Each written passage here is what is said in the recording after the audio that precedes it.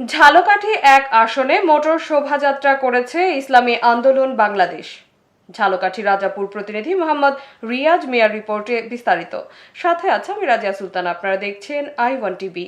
আগামী জাতীয় সংসদ নির্বাচনে প্রচারণার অংশ হিসেবে ঝালকাঠি এক আসন রাজাপুর কাঠালিয়ায় মোটর শোভাযাত্রা করেছে ইসলামী আন্দোলন বাংলাদেশ রাজাপুর ও কাঠালিয়া উপজেলা শাখা।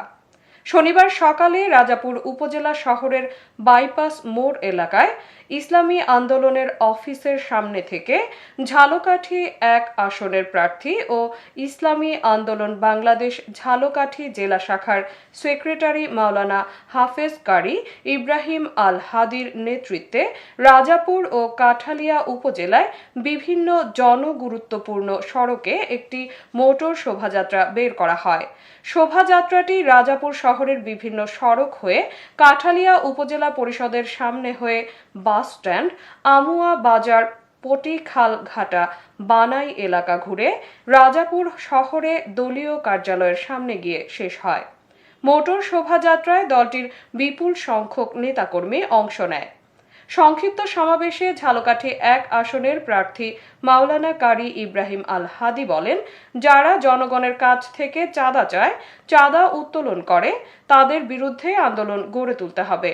যারা জনগণের টাকা মেরে খায় এবং যারা উন্নয়নমূলক কাজের জন্য বরাদ্দকৃত টাকার হিসেব জনগণকে দেয় না, তাদের আর ক্ষমতায় দেখতে চাই না।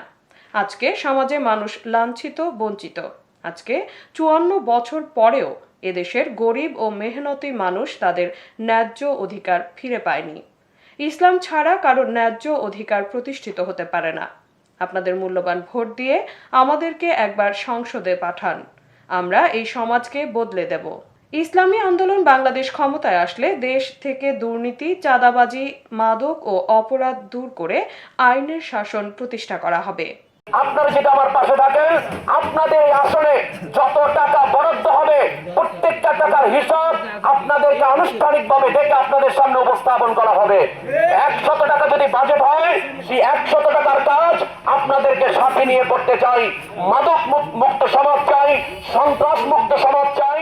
এতক্ষণ সঙ্গে থাকার জন্য ধন্যবাদ। i1 টিভি নিয়মিত আপডেট পেতে ভিজিট করুন আমাদের ওয়েবসাইট, ফেসবুক, ইনস্টাগ্রাম ও ইউটিউব চ্যানেলে।